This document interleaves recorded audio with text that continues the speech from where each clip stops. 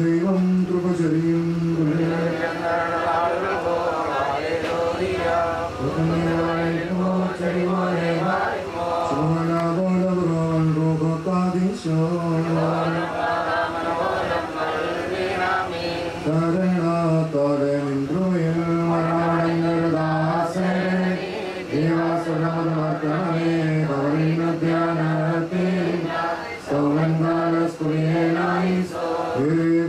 രാജാവിരത്തിൽ നിന്നെഴുന്നൾ ജീവൻ മൃഗരാമേവർക്കും നൽകുന്നു കബറുകൾ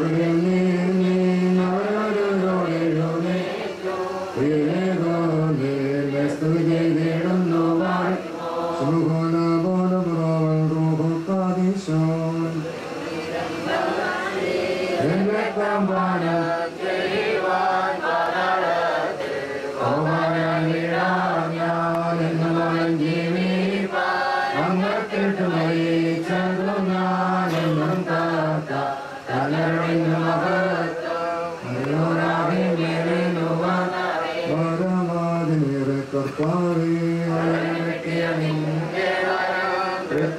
കൊണ്ടാടി മരി ചോരം കൊണ്ടീ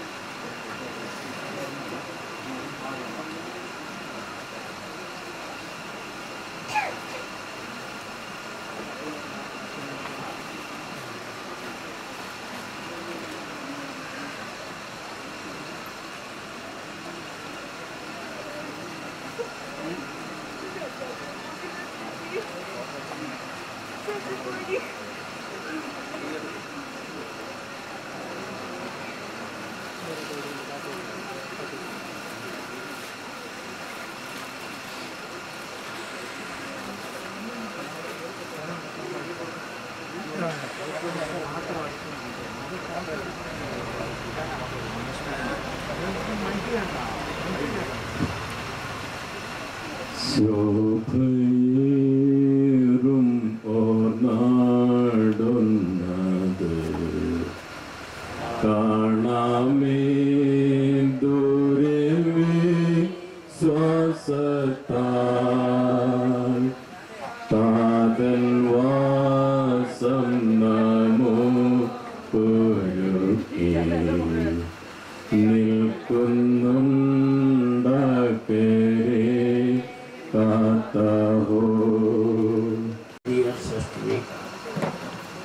ഇവിടെ കൂടിയിരിക്കുന്ന ഈ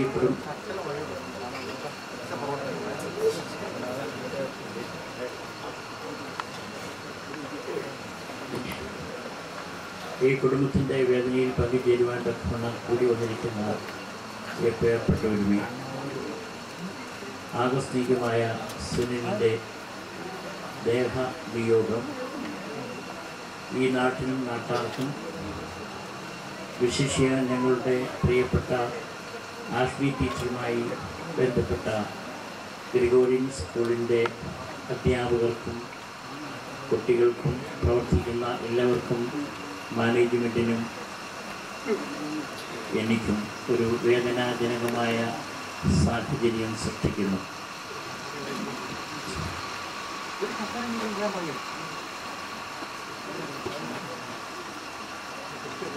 മരണം വേദന നിറഞ്ഞതാണ്. ഷേക്സ്പിയറിൻ്റെ ഭാഷയിൽ പറയുമ്പോൾ പാർട്ടിങ് ഈസ് എ സോറോ. ക്രിസ്തീയ വീക്ഷണത്തിൽ പറയുമ്പോൾ ഈ should be a sweet sorrow. വേദന അത് സന്തോഷകരമായി തീർക്കുന്ന അനുഭവമാണല്ലോ മരണം.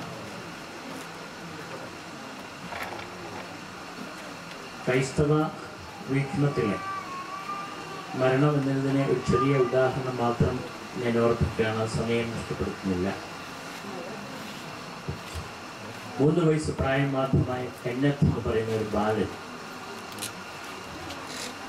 മരണത്തെ നേരിട്ടുകൊണ്ടിരിക്കുന്നത് മാതാപിതാക്കൾക്ക് അറിയാമായിരുന്നു. ഒരുപക്ഷെങ്കിൽ ആ കുഞ്ഞിനും മരണം എന്ന് കേൾക്കുന്നു, പക്ഷേ എന്താണെന്ന് അറിഞ്ഞുകൂടാ.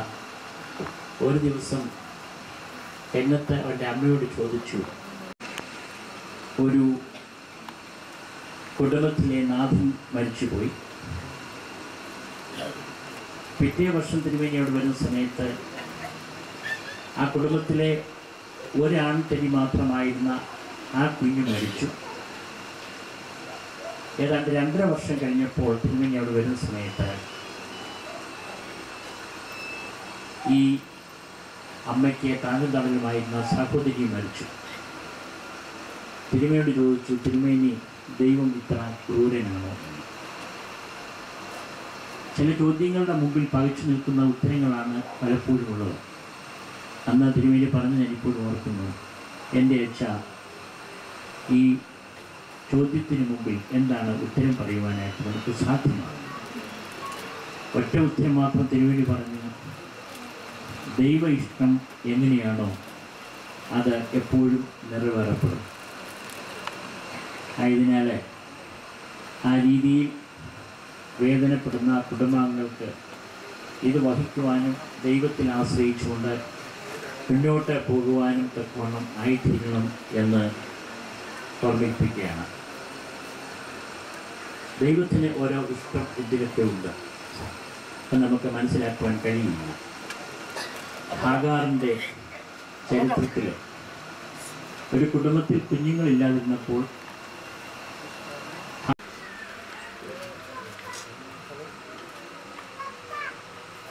ഹാഗാറിനോട് അദൃശ്യനായി ദൈവം ചോദിക്കുന്നു, ഹാഗാറെ ഹാഗാറെ, നീ എന്തിനാ കരയുന്നത്? ഒരുപക്ഷെ ദൈവം തരുന്ന അനുഭവങ്ങൾ ഐസലിൻ്റെ സ്വസംസ്കാരത്തിൽ പങ്കുചേരാനായിട്ട് വന്നു ചേർത്തിരിക്കുന്ന വിശ്വാസികളെ, പ്രിയപ്പെട്ട നാട്ടുകാരെ, കുറച്ച് ദിവസങ്ങളായി ഈ ഭവനത്തിന് ദുഃഖപൂർണമായ അനുഭവങ്ങളാണ്. ദുഃഖത്തിൻ്റെ അന്തരീക്ഷത്തിൽ കടന്നുപോയപ്പോൾ, അപകടമുണ്ടായി ആശുപത്രി ചികിത്സയിലായിരിക്കുമ്പോൾ നമ്മൾ വളരെ പ്രതീക്ഷയോടെ ഒരു സൗഖ്യത്തിൻ്റെ ഒരു വീണ്ടെടുപ്പിൻ്റെ ഒരു അനുഭവം കർത്താവ് കൊടുക്കുമെന്ന പ്രതീക്ഷിച്ച് നമ്മൾ പ്രാർത്ഥിക്കുമായിരുന്നു. എന്നാൽ കർത്താവ് അവരുടെ നിശ്ചയം നമ്മുടെ താല്പര്യങ്ങൾക്കും അതീതമാണ്. സുരൻ അനുവദിച്ചു കൊടുത്ത ഈ ഭൂമിയിലെ ആയുസ് 40 വർഷക്കാലം തീർന്നു. അതുകൊണ്ട് ഇവിടെ നിന്ന് പോയേ മതിയാകും. അതുകൊണ്ട് ദൈവം തൻ്റെ നിശ്ചയം അവിടെ നടപ്പാക്കുകയാണ്. പ്രിയപ്പെട്ട കുഞ്ഞുമോൻ്റെ, പ്രിയപ്പെട്ട അന്നമ്മയുടെ, ആഷ്ലിയുടെ, കുഞ്ഞുങ്ങളുടെ ചോദ്യത്തിന് മറുപടി പറയാൻ നിങ്ങളെ കൊണ്ടോ എന്നെ കൊണ്ടോ സാധ്യമല്ല. കാരണം ചോദ്യത്തിൻ്റെ ആഴവും ആക്കവും കൂടും.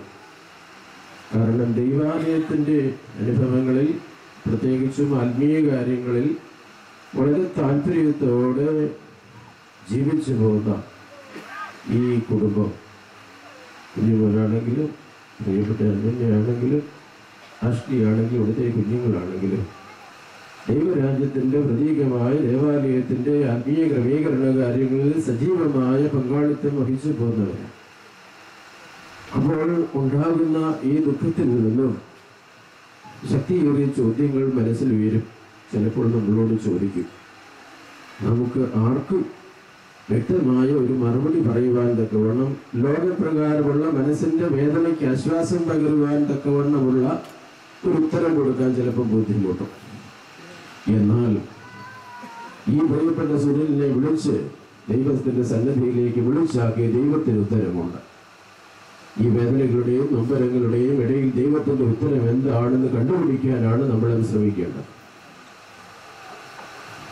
സുനിലിനെ സംബന്ധിച്ചിടത്തോളം നമ്മൾ പറയുമ്പോൾ അവൻ മരിച്ചുപോയി എന്ന് നമ്മൾ പറയും. എന്നാൽ ദൈവത്തോട്, ദൈവരാജ്യാനുഭവങ്ങളോട്, ആത്മീയ കാര്യങ്ങളോട് താല്പര്യപ്പെട്ട് ജീവിച്ച ഈ കുടുംബത്തിലെ പ്രിയപ്പെട്ട അംഗങ്ങൾക്ക് പറയാൻ സാധിക്കണം, നമുക്ക് പറയാൻ സാധിക്കണം, സുനിലിപ്പോൾ എവിടെയാണ്? അവൻ ദൈവത്തിൻ്റെ അടുക്കില്ല. നമ്മൾ പലപ്പോഴും പല VIP-മാരായിട്ടുള്ള ആളുകളുടെ കൂട്ടത്തിൽ ജോലി ചെയ്യുകയോ അവരോട് സഹകരിച്ച് പ്രവർത്തിക്കുകയോ ചെയ്യുന്ന ആളുകളെ കുറിച്ച് പറയും, ഞാനിപ്പോൾ എവിടെയാണ്? അത് പ്രധാനമന്ത്രിയുടെ PA ആയിട്ട് ജോലി ചെയ്യുക, മുഖ്യമന്ത്രിയുടെ PA ആയിട്ട് ജോലി ചെയ്യുക, ഇന്ന ഉദ്യോഗസ്ഥൻ്റെ കൂടെ PA ആയിട്ട് ജോലി ചെയ്യുക. അതൊരു അഭിമാനമായിട്ടാണ് പറയുന്നത്. അതുപോലെ തന്നെ ആത്മീയമായി വിശ്വാസത്തിൻ്റെ അടിസ്ഥാനത്തിൽ അഭിമാനമായിട്ട് പറയാൻ തക്കവണ്ണോളം നിലയിലേക്ക് നമുക്ക് ഉയരാൻ സാധിക്കും. കുടുംബത്തിൽ എല്ലാവർക്കും ഉയരാൻ സാധിക്കും. എന്താ ഞങ്ങളുടെ വെച്ച് സുനില് ദൈവത്തിൻ്റെ അടുക്കില്ല. ദൈവത്തിന് വളരെ ആവശ്യമുണ്ടായിരുന്നു. പൊതുവെ പറയുമ്പോൾ സുനിലിനെ സംബന്ധിച്ചിടത്തോളം ഇവിടെയുള്ള സാമൂഹ്യമായ മറ്റു കാര്യങ്ങളിലൊന്നും ഇടപെട്ട് തന്റെ പ്രാഗൽഭ്യമൊന്നും തെളിയിക്കാൻ ശ്രമിക്കാത്ത, വളരെ ശാന്തമായി ഒതുങ്ങി കഴിയുന്ന ഒരു ജീവിതക്കാരന് ഇപ്പോഴത്തെ ചെറുപ്പക്കാർക്കുള്ളതായ ദുശീലങ്ങളൊന്നും അവനിലില്ല, ഈ കുടുംബത്തിലുമില്ല. അപ്പോൾ അങ്ങനെയുള്ള അന്തരീക്ഷത്തിൽ നമ്മൾ ചിന്തിക്കുക, ആ നന്മയുടെ അനുഭവത്തിൽ ജീവിച്ച് ദൈവത്തിന് ഇഷ്ടപ്പെട്ട പ്രകാരം ദൈവത്തിൻ്റെ ഇഷ്ടനായി തീർന്നു എന്നുള്ളത് കൊണ്ട് ദൈവത്തിൻ്റെ അടുക്കിലേക്ക് അവന് സ്ഥാനക്കയറ്റം കൊടുത്തിരിക്കുകയാണ്. അപ്പോൾ ഈ വേർപാട് ഈ കുടുംബത്തിൻ്റെ ഒരു ദുഃഖമാണ്. മുൻപേടെ കുടുംബത്തിൻ്റെ നാഥനായിട്ടിരിക്കേണ്ടവനാണ്, കുടുംബത്തെ കുഞ്ഞുങ്ങളെ വളർത്തേണ്ടവനാണ്. എന്തെല്ലാം ഉത്തരവാദിത്തങ്ങൾ ആ ജീവിതത്തിലുള്ളതെല്ലാം ദൈവം വിസ്മരിച്ചു. പ്രിയപ്പെട്ടവരെ, ഒരിക്കലും ദൈവം വിസ്മരിക്കില്ല. നിങ്ങൾക്കോ എനിക്കോ നമ്മുടെ കുടുംബജീവിതത്തിൽ നമുക്ക് പ്രാപ്തിയോടെ, ശേഷിയോടെ, ആരോഗ്യത്തോടെ എന്തെല്ലാമൊക്കെ പ്രവർത്തിക്കാനോ നേടാനോ സാധിക്കുമെന്ന് മനുഷ്യബുദ്ധിയിൽ തോന്നുന്നു. അതിനതീതമായി അത്ഭുതം പ്രവർത്തിക്കാനായിട്ടുള്ള ദൈവമാണ് എന്റെ സുഖിനെ കൂട്ടിക്കൊണ്ടുപോയിരിക്കുന്നത്. ഈയപ്പന്റെ അമ്മയ്ക്കും ഭാര്യയ്ക്കും കുഞ്ഞുങ്ങൾക്കും ശരീരപ്രകാരം ഇപ്പോഴുടെ സാന്നിധ്യം കൂടെ ഇല്ലെന്നേ ഉള്ളൂ. അല്പപ്രകാരം ആ സാന്നിധ്യമുണ്ട്. അതിനേക്കാളുപരിയായി ഈ സാന്നിധ്യം ഇവിടെ നിന്ന് മാറ്റിയ ദൈവം അതിശക്തമായിട്ടുള്ള തരത്തിൽ കരുതല്, സ്നേഹം, വാത്സല്യം, അനുഗ്രഹങ്ങൾ തന്ന് ഈ ഭവനത്തെ ഉയർത്തും. നിങ്ങളുടെ കണ്ണുകളിലെ കണ്ണുനീരിനെ ദൈവം മാറ്റും. നിങ്ങളുടെ ഹൃദയങ്ങളെ ദൈവം ആശ്വസിപ്പിക്കും. നിങ്ങളെ ആത്മീയമായ സന്തോഷത്തോടും സംതൃപ്തിയോടുകൂടി നിങ്ങളെ നടത്തി. നിങ്ങൾ തിരുമേൽ സാക്ഷ്യം പറയാൻ ശക്തി കിട്ടും. ഞങ്ങളുടെ മകൻ ജീവിക്കുന്നു, അവിടുന്ന് കർത്താവിൻ്റെ അടുക്കില്ല. അത്രത്തോളം ഒരു നിലയിലേക്ക് ഈ വേർപാടിനെ കാണാൻ തക്കവണ്ണം കർത്താവ് ശക്തീകരിക്കട്ടെ എന്ന് പ്രാർത്ഥിക്കുകയാണ്. പ്രിയപ്പെട്ടവരെ, ലോകപ്രകാരമുള്ള ജീവിതത്തിൽ മാതാപിതാക്കന്മാർക്ക് വലിയ പ്രതീക്ഷകൾ മക്കളെ കുറിച്ചുണ്ട്. അപ്രകാരമുള്ള ഒരു വലിയ പ്രതീക്ഷയുണ്ട് ഈ കുടുംബത്തിൽ. ഈ ഭവനത്തെ ഭാവി തലത്തിൽ സംരക്ഷിക്കുവാനും മാതാപിതാക്കന്മാരെ പരിചരിക്കുവാനും ഒക്കെ സാധിക്കുന്ന സാമാന്യ ഉത്തരവാദിത്തങ്ങളൊക്കെ ഈ മകനിൽ തുടരും പ്രതീക്ഷിക്കുന്നു. ഒരു ദിവസത്തേക്ക് കാൽവരി ക്രൂശിലേക്ക് നമുക്കൊന്ന് പോകാം.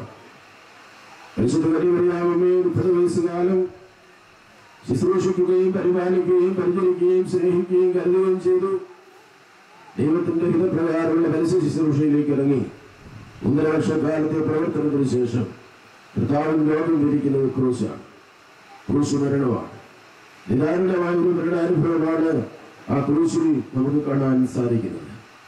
ഇത് സഹിക്കുന്നതാര ലോകത്തിന്റെ രക്ഷകനാണ്, പ്രപഞ്ചത്തിന്റെ സൃഷ്ടാവാണ്, സകലരെയും ശക്തീകരിക്കുന്നവനാണ്, ദൈവമാണ്. ശിവപൂർണ്ണ മനുഷ്യനായി താനായിരിക്കുമ്പോൾ താൻ ക്രൂശിൽ വേദനയോടെ മരിക്കുന്നു. പക്ഷേ ആ മരണം ദൈവഹിതപ്രകാരമാണ്. പിതാവേ, എന്റെ ഇഷ്ടമല്ല നിന്റെ ഇഷ്ടം നിറവേറ്റേ. ആ ദൈവേഷ്ടമാണ് അവിടെ നിറവേറിയത്. എന്നാൽ ആ മനുഷ്യന് ആ നിമിഷത്തിൽ തന്റെ പ്രിയപ്പെട്ട അമ്മയെ ഓർത്തു. അമ്മയെ ഓർത്തപ്പോൾ അമ്മയെ കരുതണം, അമ്മയുടെ ഉത്തരവാദിത്വങ്ങളൊക്കെയും ഫലമേൽപ്പിക്കണമായിരുന്നെങ്കിലും കർത്താവോടെ കാണുമെന്ന് പ്രിയപ്പെട്ട ശിഷ്യനായ യോഹന്നാനെ വിളിച്ച് മാതാവിനെ ഫലമേൽപ്പിച്ചു. അമ്മയെ നോക്കണമെന്നല്ല പറയുന്നത്, ഇതാ നിന്റെ അമ്മ. നിന്റെ അമ്മയെ നീ എങ്ങനെ കരുതിയോ കരുതുന്നുവോ അതുപോലെ എന്റെ അമ്മയെ നീ കരുതിക്കൊള്ളണം. ഈ വേർപാടിന്റെ സമയത്ത് നമ്മുടെ കർത്താവ് അത്തരത്തിലുള്ള ഒരു വലിയ ചുമതല, ഉത്തരവാദിത്വം ഇവിടെ നൽകപ്പെടുന്നുണ്ട്. ഈ മകൻ വേർപെടുമ്പോൾ അവന്റെ ഉത്തരവാദിത്വങ്ങൾ ദൈവം തന്നെ ഏറ്റെടുക്കുകയാണ്. അവന്റെ അപ്പനെയും അമ്മയും ഭാര്യയോ കുഞ്ഞുങ്ങളോ സഞ്ചരിക്കാൻ എത്രമാത്രം കഴിയുമായിരുന്നു, അതിനേക്കാൾ കൂടുതൽ ദൈവത്തിന്റെ വിശുദ്ധമായ സാന്നിധ്യവും ശക്തിയും മുഖാന്തരമായിട്ട് ഈ പ്രിയപ്പെട്ട കുടുംബത്തിലുള്ളവരെ ദൈവം കരുതും. അമ്മയെ കരുതുവാൻ ആഗ്രഹിച്ച കർത്താവ് ഈ കുടുംബത്തിലെ മാതാവിനെയും പിതാവിനെയും കരുതും. ദൈവത്തിന്റെ സമൃദ്ധമായ സ്നേഹം, വാത്സല്യം, കരുതലുകൾ, സമാശ്വാസത്തിന്റെ അനുഭവങ്ങൾ അവർക്ക് പ്രാപിക്കാൻ ദൈവം അവസരങ്ങൾ കൊടുക്കും. വിശ്വാസം ഓർപ്പിച്ചതുപോലെ ഹാഗാറിന്റെ ജീവിതത്തെ ഈ സമയം ഓർക്കാം. കാരണം മരുഭൂമിയിൽ തള്ളപ്പെട്ട അവസ്ഥയിലായിരിക്കുന്ന ഹാഗാർ തന്റെ കുഞ്ഞിനെ എടുത്തുകൊണ്ട് പോയിരിക്കുകയാണ്. ആ കുഞ്ഞിനെ വിശക്കുന്നുണ്ട്, കുടിക്കുക ദാഹിക്കുന്നുണ്ട്. കുഞ്ഞിന് കൊടുക്കാനൊന്നും കൈവശമില്ല. ആ കുഞ്ഞിൻ്റെതായ വേദനകൾ ഒരമ്മ എന്നുള്ള തരത്തിൽ സഹിക്കാവുന്നതിനപ്പുറമാണ്. അതുകൊണ്ട് ആ കുഞ്ഞിനെ മാറ്റിക്കൊണ്ട് കിടത്തിയിട്ട് അമ്മ അല്പം ദൂരം മാറിയിരിക്കുകയാണ്. കുഞ്ഞിന്റെ കരച്ചിലും അതിന്റെ മരണമൊന്നും കാണണ്ട. പക്ഷേ ദൈവത്തിന്റെ അത്ഭുതകരമായിരിക്കുന്ന പ്രവർത്തനം മനുഷ്യ ജീവിതത്തിൽ എന്തൊക്കെ സംഭവിച്ചാലും